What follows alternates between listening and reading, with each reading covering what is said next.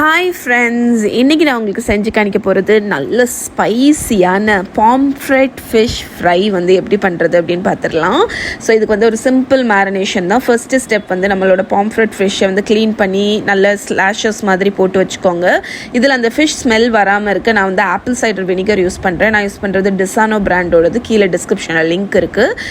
So இதில் வந்து salt, அதுக்கப்புறம் மஞ்சள் பொடியும் போட்டு ஒரு 10 நிமிஷம் ஊற விட்டுருங்க. இது வந்து அந்த ஃபிஷ்ஷோட ஸ்மெல் எல்லாத்தையும் எடுத்துரும். இப்போ வந்து மேரினேஷனுக்கு இஞ்சி பூண்டு பேஸ்ட்டு, காஷ்மீரி சில்லி பவுடர், அதுக்கப்புறம் garam masala powder, pepper powder, salt, அப்புறம் கூட கொஞ்சம் மஞ்சள் பொடி அண்ட் ஆப்பிள் சைடர் வினிகர். நீங்கள் வினிகர் இல்லை அப்படின்னா லெமன் ஜூஸ் கூட ஆட் பண்ணிக்கலாம். ஓகே, ஸோ அதை வந்து ஒரு பேஸ்ட் மாதிரி ரெடி பண்ணிக்கோங்க. ரெடி பண்ணிவிட்டு இதை நம்ம ஃபிஷ் மேரினேட் பண்ணி வச்சுருக்கோம்ல, அதில் போட்டு நல்லா அப்ளை பண்ணுங்கள், நல்லா மசாஜ் பண்ணுங்கள் அந்த ஃபிஷ்ஷுக்கு மேலே. ஸோ அந்த கேப் எல்லாம் இருக்குல்ல, நம்ம கோடு போட்டு வச்சுருக்கோம்ல, அதில் எல்லாம் அந்த மசாலா வந்து படுற மாதிரி நல்லா அப்ளை பண்ணிவிட்டு நீங்கள் இதை வந்து ஒரு 10 நிமிஷம் ஊற விட்டால் போதும். பட் இதை நீங்கள் ஃப்ரிட்ஜில் வந்து எடுத்து வச்சு 1 டே பூரா கூட நீங்கள் ஊற விடலாம்.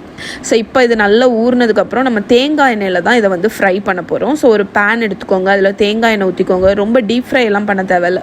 ஒரு 4-5 டேபிள் ஸ்பூன் ஊற்றிக்கோங்க. அதில் ஒரு கொத்து கருவேப்பிலை போட்டுட்டு அதில் நம்ம மேரினேட் பண்ணி வச்சுருக்கிற ஃபிஷ் பீஸை வந்து இந்த மாதிரி வச்சுட்டு ஹை ஃப்ளேமில் ஒரு 3-4 நிமிஷம் நல்லா பொரியட்டும், நல்லா வேகட்டும் அது.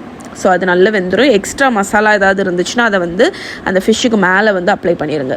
ஸோ அடிப்பக்கம் நல்லா குக் ஆனதுக்கப்புறம் அதை திருப்பி போட்டு அகெயின் ஒரு 2-3 மினிட்ஸ் மீடியம் ஃப்ளேமில் வச்சு குக் பண்ணுங்கள். அவ்வளோதாங்க, நம்மளோட ஃபிஷ் ஃப்ரை ரெடி. இது நீங்கள் பாம்ஃப்ரெட்டுன்னு இல்லை, எந்த ஃபிஷ்ஷுக்கு வேணாலும் இது ட்ரை பண்ணலாம். உங்களுக்கு இந்த மாதிரி பண்ணும்போது ஃபிஷ்ஷோட அந்த ஃபிஷ்ஷி ஸ்மெல் வந்து இருக்காது, ரொம்ப அரோமேட்டிக்காக இருக்கும். ஸோ இதை கண்டிப்பாக ட்ரை பண்ணி பாருங்கள். ட்ரை பண்ணிங்கன்னா எப்படி இருக்குன்னு சொல்லுங்கள்.